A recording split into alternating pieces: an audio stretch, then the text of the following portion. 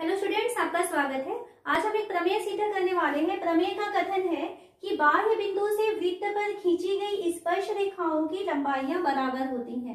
तो इस प्रमेय के कथन के अनुसार क्या है ये, अगर मान लीजिए आपको एक वृत्त दिया हुआ है, इस वृत्त के बाहर हम एक पॉइंट लेते हैं। मान लीजिए हमने पॉइंट पी लिया हुआ है, तो इस पॉइंट पी से अगर हम इस वृत्त पर स्पर्श रेखा खींचते हैं, स्पर्श रेखा का मतलब होता है कि वो वृत्त को केवल एक बिंदु पर छूकर निकल रही है। तो इस तरीके से हम क्या कर रहे हैं, यहां से हम वृत्त पर ये स्पर्श रेखा खींचे हैं जो यहाँ पर पॉइंट ए पर इसको स्पर्श करती है, और दूसरी स्पर्श रेखा हम खींच रहे हैं जो इसको पॉइंट बी पर स्पर्श करती है।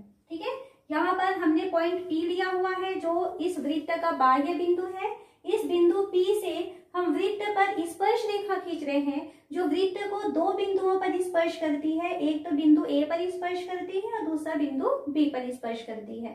तो हमें प्रमेय का कथन क्या दिया है कि आप ये प्रूफ करिए कि जो बिंदु पी से ए तक की जो लंबाई है और बिंदु पी से बी तक की जो लंबाई है, ये दोनों लंबाइयां आपस में बराबर होती हैं, यानी स्पर्श रेखाओं की जो लंबाई होती है वो बराबर होती है। तो इसके लिए हमें जो दिया हुआ है क्या है देखते हैं।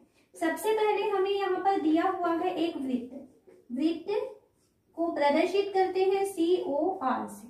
ठीक है, इस वृत्त COR में PA तथा PB स्पर्श रेखा खंड है, ये आपको दिया हुआ है।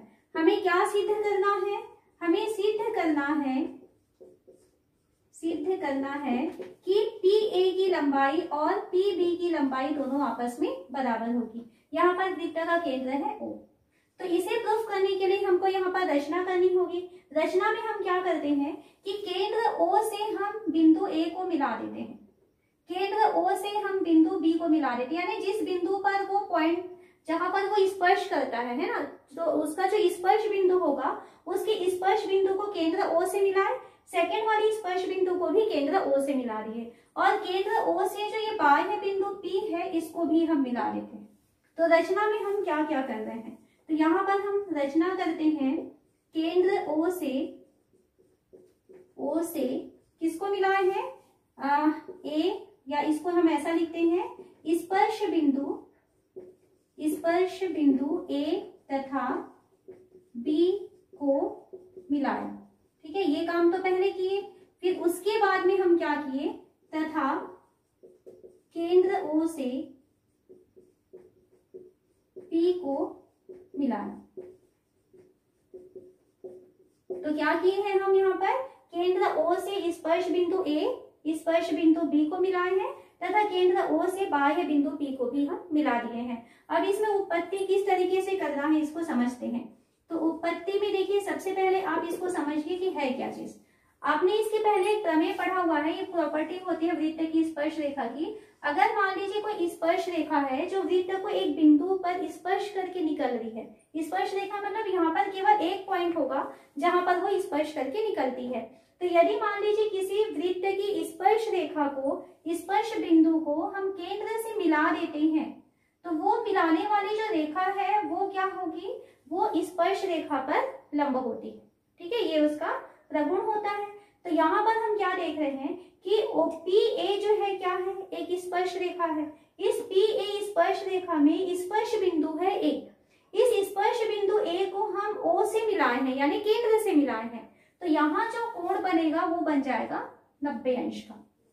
उसी तरीके से बिंदु B क्या है, वो भी स्पर्श बिंदु है, PB स्पर्श रेखा है, बिंदु B पर वो स्पर्श करती है। तो बिंदु B को यदि हम केंद्र O से मिलाते हैं तो यहाँ पर OB जो है इस पर लंब होगी, यानी यहाँ पर भी हमको 90 अंश का कोण मिलता है। ठीक है, ये जो है स्पर्श रेखा की प्रॉपर्टी होती है, तो उसका हम यहाँ पर यूज करेंगे। और साथ ही साथ हम यहाँ ये देख रहे हैं कि इस लाइन के ऊपर आपको एक त्रिभुज दिखाई दे रहा है और इस लाइन के नीचे आपको एक त्रिभुज दिखाई दे रहा है। ऊपर वाले त्रिभुज का नाम क्या है, PAO, और नीचे वाले त्रिभुज का नाम क्या है, PBO। सबसे पहले हम ये करने वाले हैं कि ऊपर के त्रिभुज और नीचे के त्रिभुज, दोनों त्रिभुजों को यदि हम सर्वांग सम बता पाए, तो यदि दोनों त्रिभुज सर्वांग सम हो जाएंगे तो दोनों की संगत भुजाएं आपस में बराबर हो जाएंगी और हमारा प्रमेय प्रूफ हो जाएगा। तो हमारा काम क्या है, यहाँ पर इन दोनों त्रिभुजों को सर्वांग सम प्रूफ करना। तो इसके लिए हम लेते हैं, ऊपर वाले त्रिभुज को लेते हैं PAO तथा नीचे वाले त्रिभुज को लेते हैं, नीचे वाला त्रिभुज है PBO। इन दोनों त्रिभुजों की तुलना करते हैं। तो इन दोनों त्रिभुजों में हम क्या देख रहे हैं कि यहाँ पर ये जो कोण है वो 90 अंश का है और यहाँ पर ये कोण 90 अंश का है। इस कोण को हम नाम देंगे PAO, यानी कोण PAO जो है वो बराबर है दूसरे त्रिभुज में कोण PBO के। साइड में कारण देंगे हम कि 90 अंश के कोण है। सेकंड में हम देखते हैं कि यहाँ पर ऊपर वाले त्रिभुज में जो है OA एक भुजा है जो कि वृत्त की त्रिज्या है। नीचे वाले त्रिभुज में OB वृत्त त्रिभुज के लिए भुजा है जो कि वृत्त की त्रिज्या है। तो पहले वाले त्रिभुज में OA का मान दूसरे त्रिभुज में OB के बराबर है। क्यों बराबर है? क्योंकि ये दोनों ही जो भुजाएं हैं वो वृत्त की क्या है? त्रिज्या है। तो यहाँ पर हम लिखेंगे वृत्त की त्रिज्या। साथ में आपको कारण लिखते जाना है। जहां कहीं भी आप प्रमेय प्रूफ कर रहे हैं तो ब्रैकेट में आपको हर किसी का रीजन यहाँ पर देना जरूरी होता है। अब उसके बाद हम क्या देख रहे हैं कि पहले वाले त्रिभुज में OP भुजा इस दूसरे त्रिभुज में भी OP भुजा के बराबर है। तो पहले त्रिभुज की भुजा OP बराबर है दूसरे त्रिभुज में भुजा OP के। क्यों बराबर है इसका कारण देते हैं, क्योंकि ये उभयनिष्ठ भुजा है। अब हम इन तीनों को एक साथ मिला के देखते हैं कि हमें क्या क्या चीज मिल गया। हमें ये मिला है कि पहला त्रिभुज में ये 90 अंश का कोण है। इस 90 अंश के कोण के कारण ये जो त्रिभुज है वो एक समकोण त्रिभुज है। इस समकोण त्रिभुज में हम जानते हैं कि 90 अंश के सामने वाली जो भुजा होती है उसे कर्ण कहा जाता है। तो इस समकोण त्रिभुज का कर्ण और एक भुजा, दूसरा भी हमें एक समकोण त्रिभुज दिखाई दे रहा है जिसका कि कर्ण और एक भुजा के बराबर है। तो हम जानते हैं कि किसी भी समकोण त्रिभुज का कर्ण और एक भुजा किसी दूसरे समकोण त्रिभुज के कर्ण और एक भुजा के बराबर यदि हो जाता है तब वहां पर वो दोनों त्रिभुज जो है वो सर्वांग सम होते हैं और प्रॉपर्टी होती है वहां पर समकोण कर्ण भुजा सर्वांग समता। तो यहाँ पर क्योंकि इसमें 90 अंश का कोण बन रहा है, साथ ही साथ उसका एक भुजा और कर्ण दूसरे त्रिभुज के में भी 90 अंश का कोण बन रहा है और उसमें भी भुजा और एक कर्ण के बराबर है। तो इस कारण से हम यहाँ पर क्या कहेंगे, अतः समकोण कर्ण भुजा सर्वांग समता। समकोण कर्ण भुजा जिसको कि RHS कहा जाता है, सर्वांग समता से दोनों त्रिभुज सर्वांग सम हो जाएंगे। यानी त्रिभुज OA PAO, त्रिभुज PAO सर्वांग सम हो जाएगा त्रिभुज PBO के। अब जब दोनों त्रिभुज सर्वांग सम हो गए तो दोनों के संगत अंग भी बराबर होंगे। संगत अंग कौन कौन से बनेंगे देखिए, पहले त्रिभुज में ये भुजा इसके बराबर था, पहले त्रिभुज की ये भुजा दूसरे त्रिभुज में इसके बराबर था, बच गया कौन, तीसरी भुजा।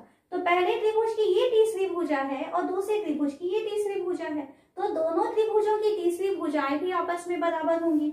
यानी कि पहले त्रिभुज के लिए PA का मान दूसरे त्रिभुज के लिए PB के बराबर हो जाएगा। और साइड में हम कारण देंगे सर्वांग सम त्रिभुज संगत अभिगृहित, यानी सर्वांग सम त्रिभुजों के संगत अंग आपस में बराबर होते हैं। इस अभिगृहित से PA का मान और PB का मान दोनों आपस में बराबर हो जाएगा। यही हमको सिद्ध करना था। इति